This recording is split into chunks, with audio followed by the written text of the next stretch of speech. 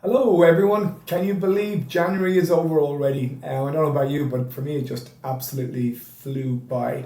What I want to do is just kind of give you a little sense of where I feel the market's at and what the sort of report from Bank of Ireland has produced to kind of give you a sense of what might happen in the housing market this year. Obviously, I've given my predictions previously, but obviously we keep updating our thoughts based on real data.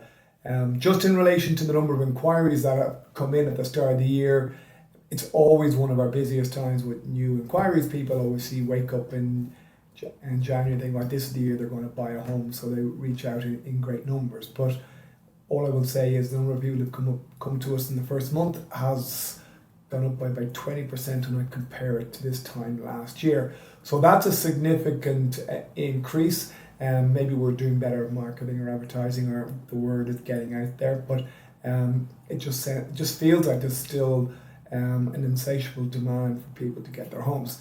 Now, the report I'm going to show you does kind of suggest a slight softening on this. So I'm just going to go over to this report now. Give me two. Okay, this for me has proved to be very interesting.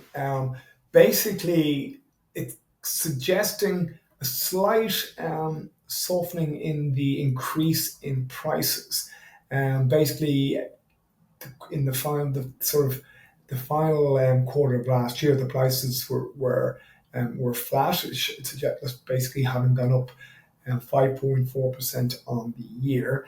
The Bank of Ireland's projection for the year is that the price inflation will be in the region of about 4% in total.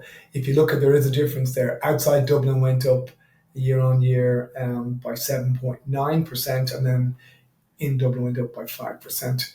In truth, that's based on, we seem to be at a point of kind of a stretched affordability is the sort of real issue as to, like, the prices have just gone to the point where people will, they're kind of going, okay, well, this is as much as I could go to. I have predicted at some point there'll be a tipping point where people go, this, they're just not value here. But that's, I don't think it's there just yet, but at some point that may well happen. Just in relation to the housing supply, what you're looking at, um, it's gone up by 6%. There was the number of houses listed was basically 12,200. It's still well below the 20,000 houses that were on the market pre-COVID. So, but it is gone up a little bit. So there are certainly some levels increased supply, but not to the levels that would be needed now. Hang on there 1 second. I'll just go to the next part of the report.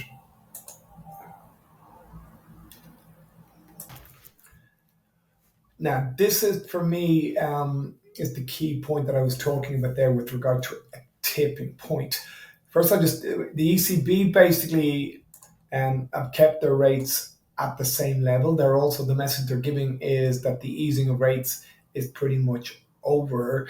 Um, but this is the key issue here for me. The affordability is becoming really stretched. The average price into had it was over 426,000. That's 8 times the average earning. So at some point, something has to give.